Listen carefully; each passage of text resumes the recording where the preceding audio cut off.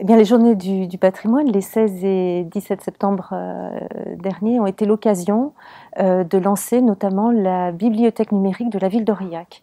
Alors, je crois que nous pouvons réellement nous féliciter de l'utilisation de l'outil numérique qui, par cette bibliothèque, la création de cette bibliothèque, va encore faciliter et améliorer l'accès à la culture.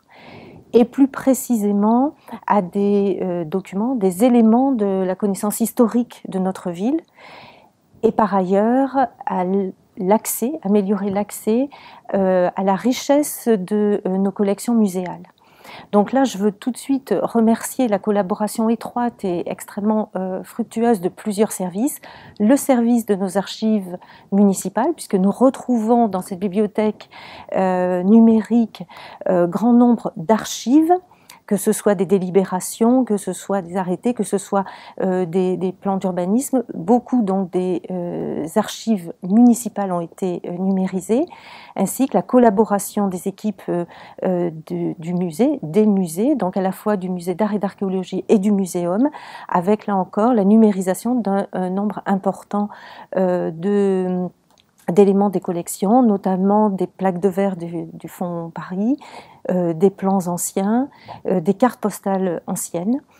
Alors, on voit là que, évidemment, l'outil numérique apporte un plus, puisqu'il permet effectivement la découverte de ces documents, et notamment pour les collections muséales, d'objets qui ne sont pas forcément très souvent mis sous le regard, sous l'œil des visiteurs, parce que leur conservation répond à des normes très strictes, à d'énormes contraintes.